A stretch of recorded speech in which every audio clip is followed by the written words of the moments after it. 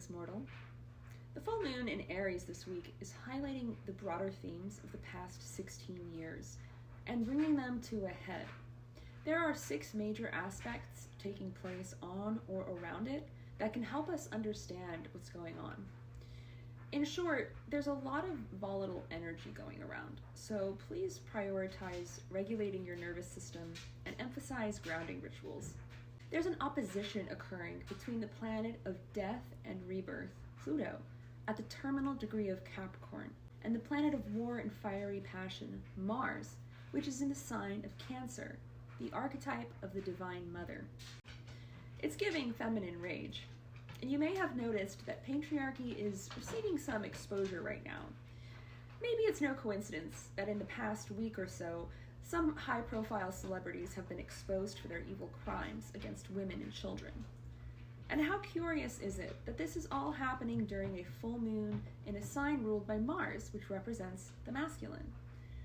Full moons are a time of releasing the past, so this is an opportunity to do away with the toxic behaviors and mindsets that are so prevalent in society, and learn to honor women and the feminine.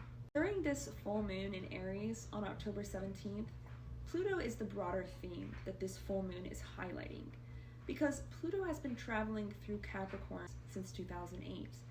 Pluto represents alchemy, transformation, and death and rebirth, and Capricorn is a sign of structure, patriarchy, and state power, and it's in retrograde, which brings things up from the past.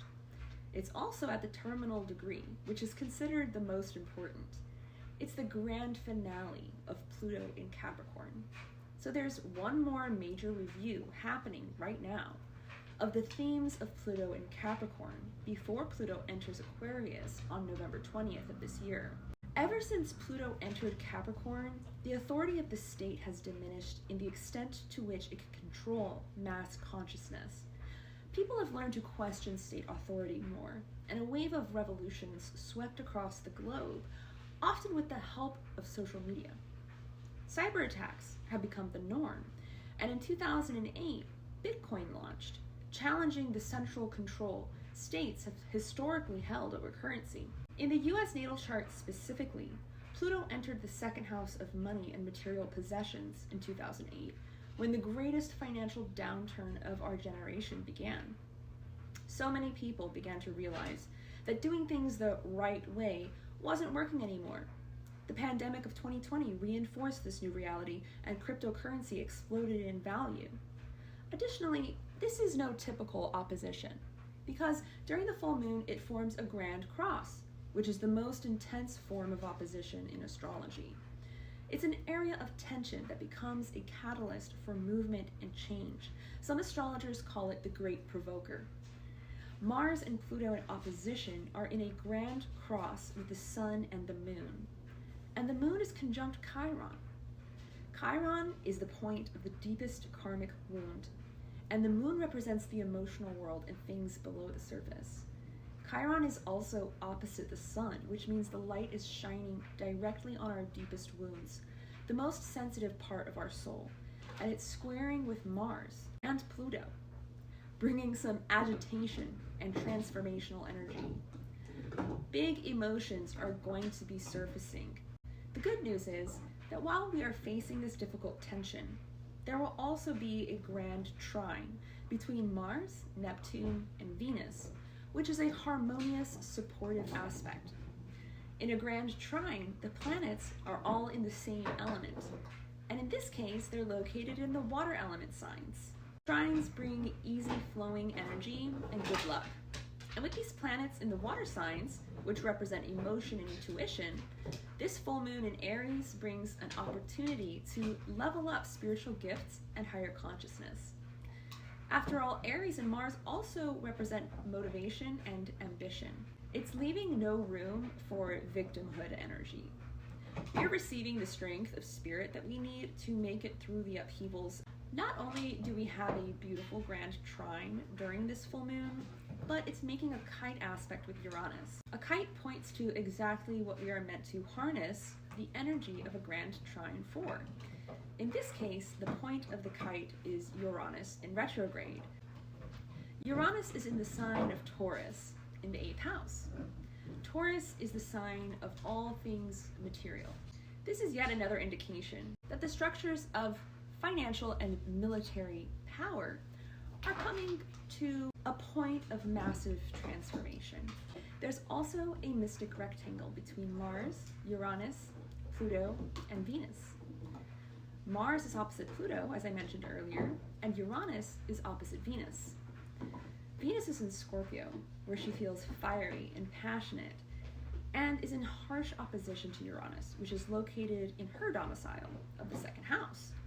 This indicates a lot of volatility, and not the kind we can prepare ourselves for or predict exactly what's going to happen. In order to find your way through this, you'll need to surrender to the cycles of nature and accept a certain level of uncertainty for a while. A mystic rectangle also indicates the development of healing abilities gained through challenges. And the planets are positioned in 2 water signs and in 2 earth signs, which are considered the feminine elements in the zodiac. And the feminine is healing energy. So, forming a reliable spiritual practice and establishing emotional grounding rituals will no longer be just a nice thing to do, but it will be absolutely necessary for navigating the era we're entering into. Finally, during this lunation, there is a quincunx yod between Uranus, Neptune, and the Sun. Sometimes this formation is called the finger of God because it points toward the path of evolution. In this yod, Neptune is in Pisces, the sign of the mystic and healer, in the 6th house, the home of Virgo, the maiden. Virgo in the 6th house rule rituals and routines, and Uranus, the sign of revolution and upheaval, is in the sign of Taurus, the sign of money and possessions. So this tells us what we need to do to prepare ourselves, and that is to create rituals that support our spiritual and emotional well-being. These planets are both pointing toward the Sun, which represents our foremost identity, and the Sun is in the 1st house. The 1st house is the home of Aries, who rules the self-image and the masculine. But it's located in the sign of Libra, which is the sign of balance and cooperation, and ruled by Venus, a distinctly feminine energy. During this massive shift, many men will have to rethink their core identity when they wake up to the realization that society has it all wrong. Women are not meant to serve men, but the other way around. Women are the creators of life, and Mother Nature is the creator of absolutely everything that we have. I think that even the most rational and logical man can see that he should honor the creators of life and protect the mother that gives us everything that we know. It is in men's nature to serve and protect, which is the role given to the divine masculine, but men have been serving the wrong master for a very long time. This is most certainly an erratic time we're entering into, and so it's more important than ever to heal our inner world and hone our emotional and spiritual gifts, because that may be the only guidance we can trust at times. For an extended political forecast, check out my blog post at oracleolivia.medium.com.